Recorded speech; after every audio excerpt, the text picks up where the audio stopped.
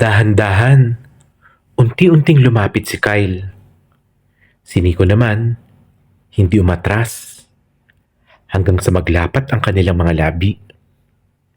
Maikli, marahang halik, walang pagmamadali at walang sali-salita.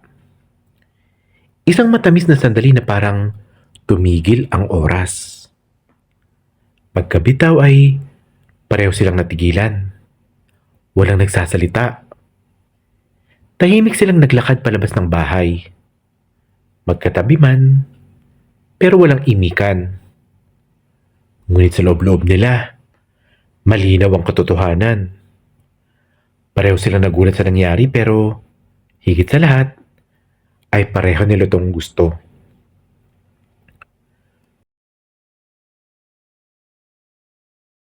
May mga kwentong deserve pakinggan.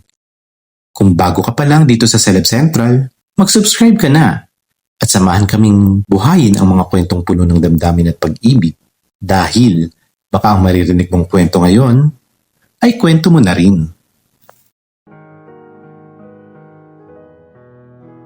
Unang beses pa lang nakapasok si Kyle sa palengke ng bayan. Galing siya sa night shift sa call center kaya medyo antok pa habang naglalakad. Hawak niyang eco bag na tila wala pang masyadong laman. Malayo sa nakasanayan niyang convenience stores at grocery sa syudad. Ang tanawin, maingay, masikip, at amoy isda ang paligid. Hindi niya alam kung saan bibili. Tumigil siya sa harap ng pwesto ng isda. Maingay ang tawaran. May mga tindera at mamimili na parang sanay na sanay sa ritmo ng palengke. At doon niya napansin ng isang banata na abala sa pagtitinda. Yun ay si Nico, 23 years old. Matipuno ang katawan dala ng araw-araw na pagbubuhat ng yelo at kahon ng isda. Pawisan pero gwapo pa rin. May kapilyuhan ang ngiti. Ang bawat sigaw ng preskong bangus, sariwang tilapia ay nakakaakit ng mga suki. Nakasuot ito ng puting sando at kupas na shorts. Halatang sanay na sanay sa buhay ng palengke. Medyo nailang si Kyle. Hindi kasi siya marunong pumili ng isda. Tinitignan niya ang mga nakahilera sa mesa. May bangus, may galunggong, may tilapia. Pero hindi niya malaman kung alin doon ang sariwa. At napansin ito agad ni Nico. Bossing, anong hanap mo? Bangus ba o tilapia? O yung bagay sa'yo, sweet na galunggong? Biro ni Nico sabay ngiti. Namula si Kyle. Hindi alam kung matatawa ba o maiinis. Hindi kasi ako marunong pumili. Pwede bang tulungan mo ako? Tumawa si Nico. Pinahid ang pawis gamit ang basang bimpo sa balikat. Walang problema. Dito ka, turuan kita. Tingnan mo to oh. Pag pulang-pula ang hasang, ibig sabihin yan sariwa. Tapos dapat maliwanag ang mata, hindi malabo. Kung gusto mo, ako nang pipili para sa'yo. Hindi na kumumbo si Kyle at tumango na lang. Habang pinipili ni Nico ang isda ay napansin ni Kyle ang lakas ng dating nito. Natural. Parang hindi niya sinasadya pero may kakaiba itong charm. Baguhan ka ano? Ngayon lang kita nakita rito eh, dagdag ni Nico. Oo, bagong lipat lang ako sa apartment malapit dito. Sagot naman ni Kyle.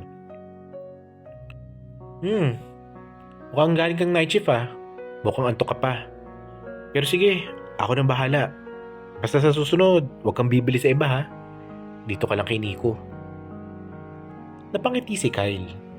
May kung anong gaan sa loob niya na kahit first time niya palang na makilala sa si Nico ay hindi niya inakala na ang simpleng pagpunta niya sa palengke ay magiging simula ng isang bagay na hindi niya akalaing magpapabilis ng tibok ng puso niya. Si Nico ay lumaki sa isang maliit na baryo malapit sa dagat sa Batangas. Bata pa lang siya ay kasama na niya ang kanyang ama sa pangingisda. Mula pagkabata ay nasanay na siya sa amoy ng alat, pawis at hirap ng buhay. Hindi siya nakapagtapos ng kolehiyo dahil kinakailangan niyang tumulong sa pamilya matapos ma-stroke ang kanyang ama. Sa murang edad, natuto siyang magbenta ng isda sa palengke upang makatulong sa gastusin sa bahay. Ngayon, siya na ang pangunahing bumubuhay sa pamilya. Hindi man marangya ang kinikita, ipinagmamalaki niya ang pagiging masipag at madiskarte. Madalas siyang nakikitang nakangiti kahit tirik ang araw, pawisan, at puno ng hampas ng araw ang balat. Pero para kay Nico, sapat na ang mabuhay ng marangal. At higit sa lahat, hindi mawalan ng pag-asa. Ngunit sa likod ng matibay na pangangatawan ay may lihim siyang pangarap. Ang makalayo minsan sa buhay palengke. Yun bang maranasan ng ginhawa? At baka sakaling matagpuan din ang pag-ibig na para sa kanya. Samantala si Kyle, 22 years old, ay lumaki naman sa lungsod. Isang working student siya sa isang kolehiyo. At ngayon, ay full-time na call center agent siya sa isang BPO company sa Quezon City. Mahirap ang kanyang naging kabataan. Iniwan sila ng kanyang ama noong siya'y 7 taong gulang pa lamang. At ang kanyang ina naman ay OFW sa Middle East. Lumaki siyang halos lola niya lang ang tumayong magulang.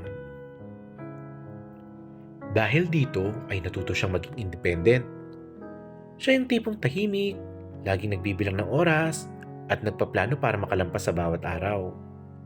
Ang trabaho sa call center agent ang tanging paraan niya para masuporta ng sarili at matulungan ng ina na nagsusumikap sa abroad. Ngunit kahit may regular na sweldo, ramdam pa rin niya ang pagod at lungkot ng pagiging laging puyat at laging kulang sa pahinga. Sa mga oras ng kanyang day off, madalas siyang mamasyal sa palengke, hindi lang para mamili, kundi para maramdaman ang simpleng buhay na minsay hinahanap-hanap niya. Dalawang magkaibang mundo. Isang probinsyanong sanay sa pawis at palengke, at isang binatang lungsod na nakatali sa headset at computer monitor. At sa isang payak na lugar, sa gitna ng amoy ng isda at ingay ng mga tinderang sumisigaw ng kanilang paninda, ay nagtagpo ang landas nila. Mula ng araw na sila nagtagpo ay halos linggo-linggo nang dumadaan si Kyle sa palengke. Hindi man ganoon karami ang binibili niya, palagi siyang gumagawi sa pwesto ni Nico. Kung saan minsan ay 1 kilo lang ng bangus, minsan naman ay 2 piraso ng tilapia, at sa tuwing nandun siya, ay hindi nawawala ang asaran. "Uy, si Bossing, eto na naman. Parang araw-araw may okasyon ah." Bungad agad ni Nico habang nakangiting nakasandal sa mesa ng isda. Umiling si Kyle. Pilit tinatago ang ngiti. "Grabe ka, normal lang to. Di lang kasi ako marunong mamili sa iba." "Excuse lang yan eh," sabay kindat ni Nico. "Ang totoo, namimiss mo ako no, kaya dito ka lagi bumabalik." Natawa si Kyle, pero namula rin ng bahagya. Hindi siya sanay na inaasaran ng ganito. Lalo na't ng isang tulad ni Nico. Straightforward, palabiro, at lagi may energy kahit tanghaling tapat at pawis na pawis. Habang abala si Nico sa pagtimbang ng isda ay palaging napapansin ni Kyle ang lakas ng dating nito. Pawisan man, amoy yelo at dagat, may kakaiba tong appeal na hindi niya maipaliwanag. Samantalang si Nico naman parang nag-i-enjoy lagi sa pang-aasar sa kanya. "Bossing, baka naman pwede kang magpa-schedule na exclusive. Ako na lang ng laging tagapili ng isda mo pero may bayad ha," biro ni Nico. "Magkano naman?" tanong ni Kyle. Pilit na sinasakyan ang trip nito. "1 ngiti lang, sold na ako," sagot ni Nico sabay tawa. Napailing na lang si Kyle pero hindi may tago ang kilig. Hindi niya alam kung biro lang talaga o may ibig sabihin ang banat ng binata. Minsan, inabot na sila ng ulan sa palengke. Dahil walang dalang payong si Kyle ay biglang inabot ni Nico ang lumang jacket niya. "Ito muna, baka sipunin ka. Sa susunod wag kang umalis ng bahay na hindi handa ah." Bahagyang nag-init ang mukha ni Kyle habang inaamoy ang jacket na amoy pawis at sabong panlaba. "Salamat ah, pero paano ka?" tanong niya. Eh di, mababasa. Sanay naman na ako. Basta ikaw huwag kang magkakasakit, sagot ni Nico. Simpleng-simple pero tumatak sa isip ni Kyle.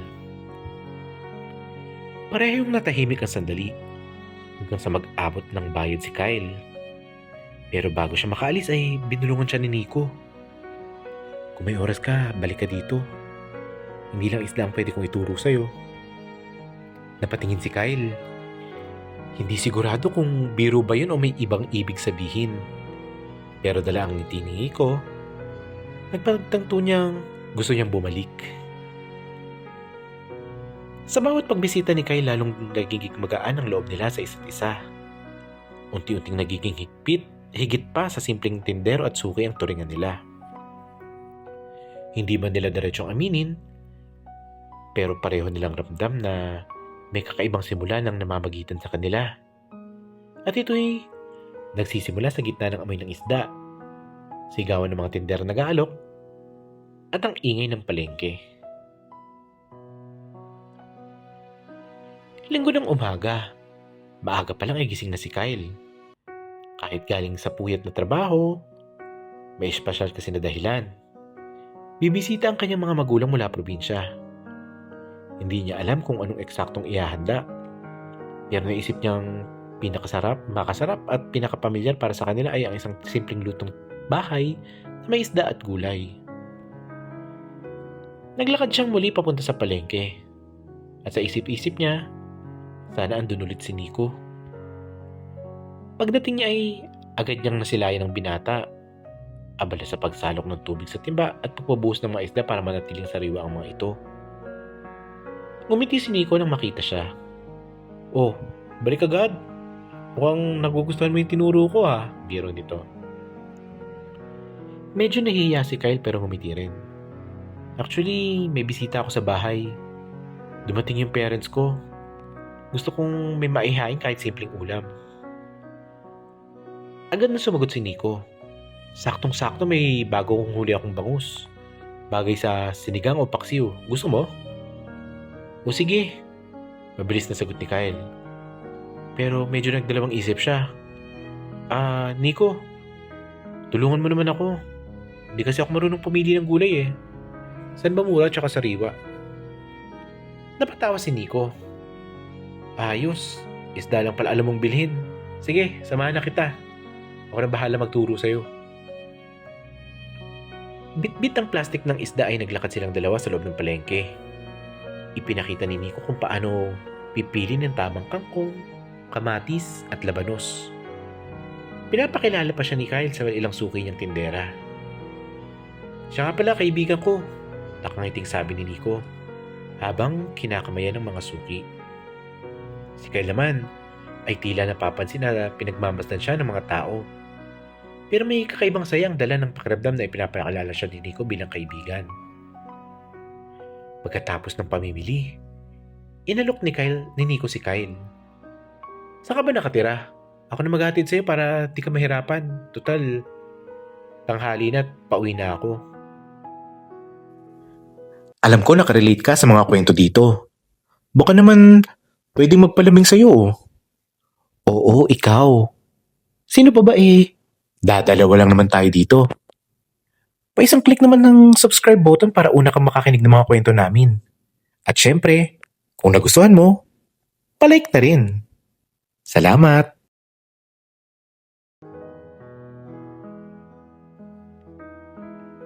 Nagulat si Kyle sa alok, pero hindi siya nakapagpakipot pa. Sigurado ka ba? Baka istorbo lang ako. Wala yun. Gusto ko rin makita kung saan ka nakatira, sagot ni Nico. Diretso at may halong ngiti. Naglakad silang dalawa palabas ng palengke. Dala ang supot ng isda at gulay. Sa bawat hakbang, ramdam ni Kyle na unti-unti siyang napapalapit sa mundong ginagalawan ni Nico. Isang mundong simple, pero puno ng init at samahan. Pagdating nila sa bahay ni Kyle ay saktong pumarada ang isang tricycle sa tapat. Bumaba ang mag-asawa. Ang mga magulang ni Kyle na galing probinsya. Anak! Masayang bati ng kanyang nanay sabay yakap. Nagtulungan silang lahat buhati ng mga dala. At agad na napansin ng mga magulang ni Kyle ang kasama niya. Ah, ma, pa, si Nico, taga-palengke. Siya ang tumutulong sa akin bumili ng isda at gulay. Siya na rin ang naghatid sa akin dito, pagpapakilala ni Kyle. Ngumiti si Nico at magalang na nag-abot ng kamay. Magandang tanghali po. Wala pong anuman, maliit na bagay lang. Salamat ha, at hinatid mo pa ang anak namin, tugon ng tatay ni Kyle.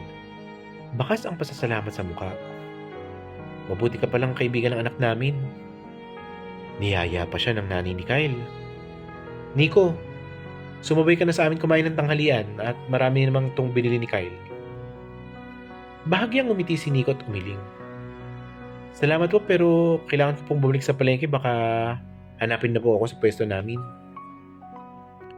Napansin ni Kyle ang pag-aalinlangan. Pero bago pa tuluyang makaalis si Nico, nagabot siya ng maliit na papel. Kyle, ito yung number ko. Kung may kailangan ka uli, kahit hindi sa palengke, text mo lang ako. Agad din kinuha ni Kyle ang kanyang cellphone at nag-save ng number. Sige, ako rin. Text mo rin ako kapag wala ka sa pwesto para alam ko kung saan kita mahanap. Nagkatitigan silang dalawa sandali bago tulong nagpaalam si Nico. Pagkaalis nito, nagsimula na silang maganda ng pagkain. Habang magkakasalo ay hindi maiwasang magtanong ang nanay ni Kyle. Oh, anak, paano mo nga pala nakilala yung batang yun? Parang ang bait niya. Natawa si Kyle at nagkwento.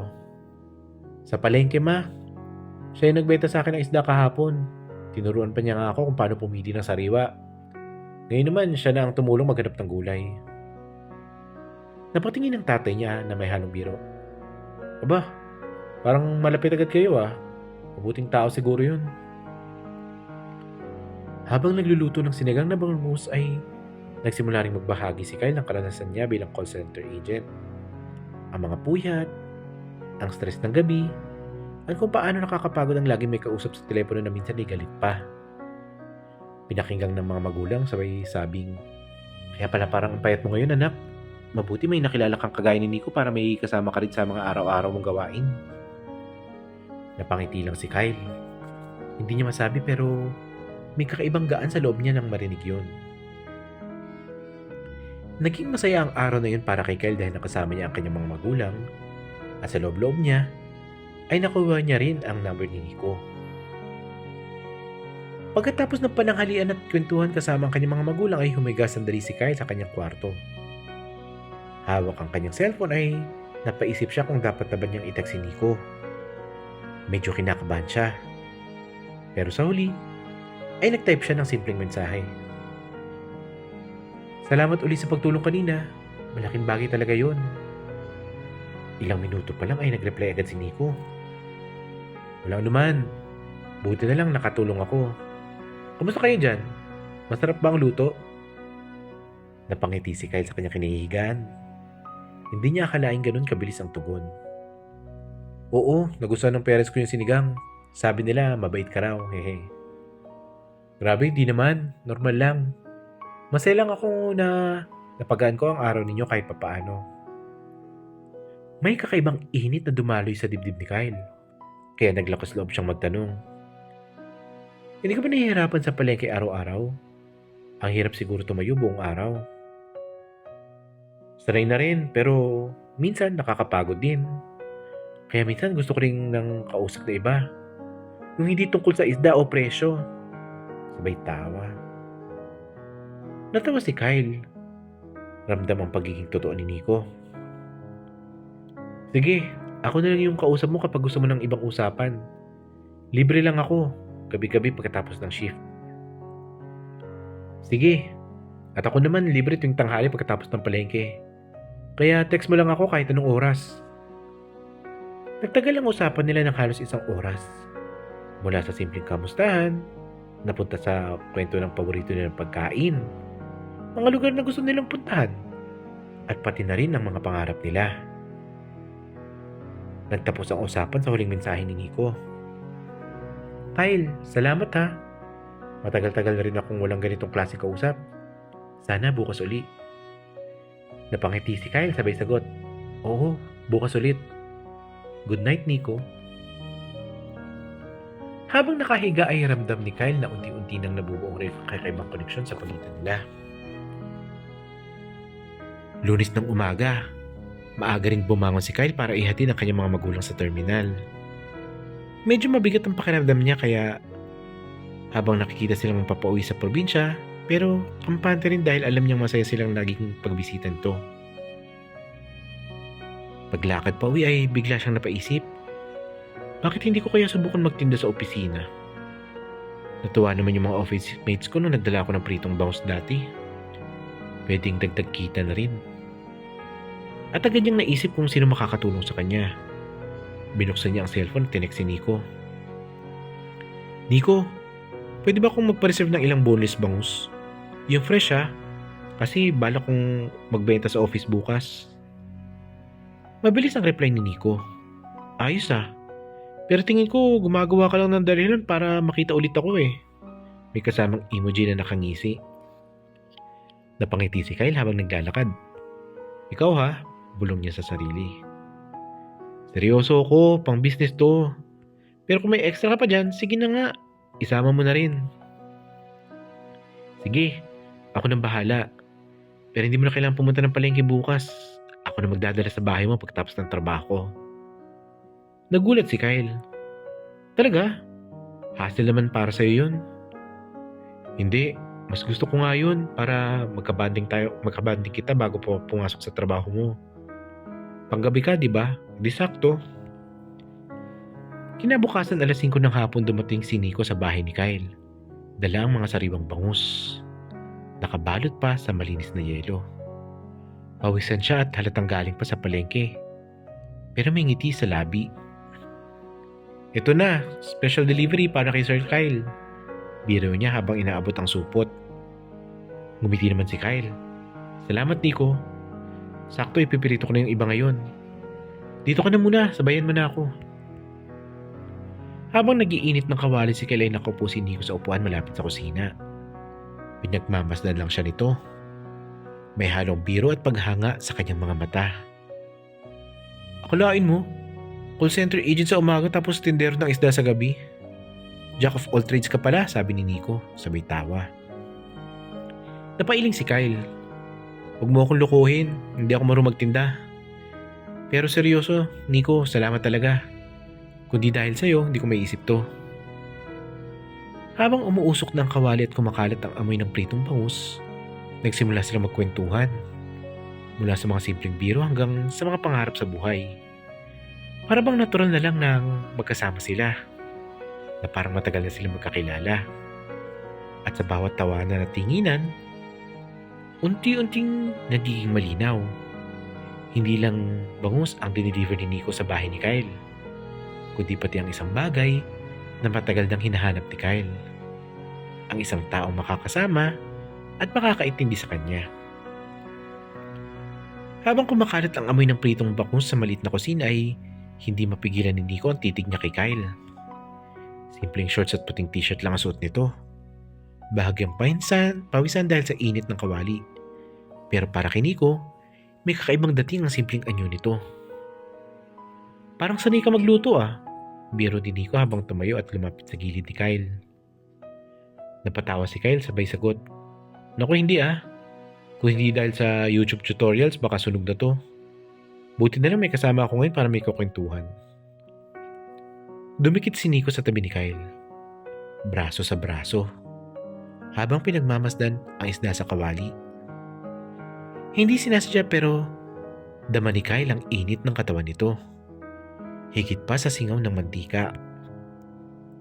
Uy, dahan-dahan ka baka matalsikan ka. Sabi ni Nico sabay abot ng hawakan ng sandok. Ang kamay niya ay dumampi sa kamay ni Kyle. Pareho silang natahimik. Sandali silang nagkatinginan at sa kabila ng ingay ng kumukulong mantika, tila ba sila lang ang tao na nasa mundo. Nagbiro si Nico at pilit binasag ang katahimikan. Ang lambot pala ng kamay mo.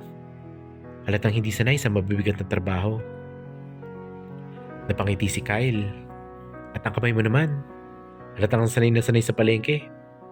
Pero imbis na alisin ay Hindi niya inatras ang kamay. Maya-maya ay bigla na lang nag-akbay si Nico habang hawak pa rin ang sandok. O ayan, teamwork tayo ah. Ako sa hawak, ikaw sa timpla.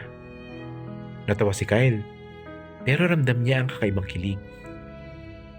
Ang simpleng akbay na iyon ay nagdulot ng kakaibang tibok sa kanyang dibdib.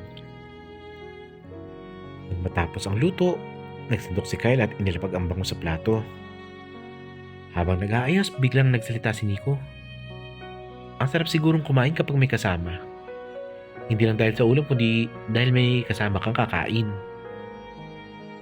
Napatitig si Kyle at sa sandaling iyon, hindi niya naitago ang sarili. Napangiti ito. Oo nga, kaya sana madalas ka na rin nandito. Tahimik silang pareho, pero malinaw ang mensahe. May nabubuong koneksyon na hindi na nila kayang itanggi. Matapos ang amoy na naglakbay sa buong kusina, natapos din si Kyle sa pagpiprito ng bangus. Maingat niyang inilagay sa mesa ang mga ulam. Saka ngumiti kay Nico. Kumain ka na rin dito para sabay na tayong lumabas mamaya. Ako papasok at ikaw pauwi, alok niya. Nagdalawang isip si Nico pero sa huli ay tumango. Sige, para din ako maghahanap pa ng makakain sa labas. Magkaharap silang kumain. Simpleng kwentuhan lang. Tungkol sa palengke, sa call center, at sa mga plano nila kinabukasan. Walang engrading usapan pero ramdam nila ang gaan ng loob sa isa't isa. Pagkatapos ng hapunan ay nagsimula ng maganda si Kyle para pumasok sa trabaho. Suot ng malinis na polo, inayos ang bag, sinilip ang cellphone. Si Nico na may naghuhugas ng plato. Tila ba gusto pa niya magtagal na konti. Sa pintuan ng bahay ay parehong nakahanda para sa kanya-kanyang lakad. Sandali silang tumigil. Walang imik. Tanging titigan lang ang nangyari. Mata sa mata. Walang kailangang sabihin. Dahan-dahan at unti-unting lumapit si Kyle. Si Nico naman ay hindi umatras. Hanggang sa maglapat na ang kanilang mga labi. Isang maikli at marahang halik. Walang pagmamadali, walang sali-salita. Isang matamis na sandali na parang tumigil ang oras. Pagbitaw ay pareho silang natigilan. Wala pa rin nagsasalita at tahimik silang naglakad palabas ng bahay. Magkatabi man, pero walang nag-iimikan. Ngunit, sa loob-loob nila, malinaw ang isang katotohanan. Pareho mang nagulat sa nangyari, pero higit sa lahat, alam nilang pareho nila itong ginusto. Magdamag na hindi mapakali si Kyle. Habang nasa opisina, hindi mawala sa isip niya ang halik na pinagsaluhan nila ni Nico. Paulit-ulit niyang nararamdaman ang init ng labi nito. Ang bigat ng titig bago sila naglapit. Para siyang binabagabag pero sabay na kinikilig. Samantala, si Nico ay hindi rin mapalagay. Nakauwi siya ng bahay ngunit ulit-ulit na naiisip ang eksena kanina. Bakit parang natural? Bakit parang matagal ko na rin pala itong gusto? Bulong niya sa sarili habang nakahiga. Sa huli, hindi siya nakatiis. Dinampot niya ang kanyang cellphone at nag-text kay Kyle. Gising ka pa? Agad na nag-reply si Kyle. Oo, kakawin ko lang galing shift. Bakit? Pwede ba akong dumaan dyan? Hindi ako mapakali eh. Nagulat si Kyle at mabilis na nag-type. Sige, halika. Hintayin kita. Pagdating ni Nico sa bahay ay hindi na sila nag-aksaya ng oras. Pagkabukas pa lang ng pinto, diretso siyang sinalubong ng titig ni Kyle. Sandaling katahimikan, saka sabay silang napangiti na para bang pareho nilang alam kung anong gusto nilang mangyari. Hindi na nagdalawang isip si Nico. Lumapit siya. Hinawakan ng pisngi ni Kyle at agad niyang sinil ng halik. Hindi yun marahan gaya ng kahapon. Ngayon, puno ng pananabig at sabik na matagal ng kinikimkim. Mainit ang laplapan. Parang ayaw nilang humiwalay. Si Kyle agad na yumakap ng mahigpit sa bewang ni Nico. Hinihila itong mas malapit pa. Si Nico naman, mahigpit ang pagkakadakma sa batok ni Kyle. Mariin ang bawat halik. Parang uhaw na uhaw. Kanina pa kita gustong makita uli, bulong ni Nico sa pagitan ng kanilang mga halik. Ganun din ako. Hindi ko na kinaya, sagot ni Kyle bago muling sinunggaban ang labi ni Nico. Mas naging mapusok ang bawat galaw. Bawat halik, bawat sipsip ng hangin. Halos wala na silang pakialam kung saan sila dinala ng sandali. Pareho nilang gustong pakawalan ang sabik na damdaming naipon sa kanila. At sa gabing yun, malinaw ang lahat. Hindi na simpleng kilig lang ang namamagitan sa kanila. May mas malalim ng umuusbong. Isang damdaming pareho nilang ginusto at pareho nilang hinahanap sa isa't isa. Kinabukasan nagising si Kyle sa liwanag ng araw na pumasok mula sa bintana. Hindi siya agad bumangon. Sa halip, nakatitig lang siya sa katabi niyang si Nico. Mahimbing pa rin ang pagkakatulog nito. Para bang hindi pa rin siya makapaniwala sa nangyari kagabi. Na ang simpleng pagkikita sa palengke ay humantong sa ganitong sitwasyon. Dahan-dahang dumilat si Nico at agad silang nagkatitigan. Wala lang salita sa una. Tanging mga ngiti lang ang nagpalitan. Ngunit ramdam nila pareho ang bigat ng katotohanan. Parang ang bilis ng lahat, mahinang sabi ni Kyle. Habang nakatingin pa rin siya kay Nico. Alam ko, sagot ni Nico at hinaplos ang braso ni Kyle. Pero totoo lahat ng naramdaman ko. Hindi ko pinilit at hindi ko inisip na laro lang. Tahimik si Kyle sandali. Saka napangiti. Ako rin, matagal ko nang hinahanap ang ganitong connection. At hindi ko inakala na sa plane ko kupal na makikilala. Nagkatawanan sila. At doon na rin nawala ang bigat ng tensyon. Bumangon sila at sabay na naghanda ng agahan. Prinitong isda na binili pa nila kahapon. Habang kumakain ay nag-usap sila ng seryoso tungkol sa kanilang nararamdaman. Hindi ko alam kung saan tayo dadalhin nito, ani ni Kyle. Pero ang sigurado gusto kong subukan kasama ka. Tumango si Nico. Ramdam ang katiyakan. Ako rin. Wala akong pakialam kung anong sabihin ng iba. Ang mahalaga, masaya ako kapag kasama kita. At doon, sa simpleng almusal, nagsimula ang bago nilang yugto. Hindi bilang simpleng tindero at customer, kundi bilang dalawang pusong pinagbuklod ng tadhana. Minsan ang tunay na pagmamahal ay natatagpuan sa pinakasimpleng lugar. Sa palengke, sa tabi ng isda, o sa gitna ng abalang buhay. Hindi mahalaga kung ano ang estado mo sa buhay, kundi ang tapang na aminin at pahalaga ng damdaming totoo. Dahil sa dulo, ang pagmamahal na tapat at wagas, ang pinakamalaking biyayang pwede nating makamtan. May mga kwentong deserve pakinggan. Kung bago ka pa lang dito sa Celeb Central, mag-subscribe ka na at samahan kaming buhayin ang mga kwentong puno ng damdamin at pag-ibig dahil baka ang maririnig mong kwento ngayon ay kwento mo na rin.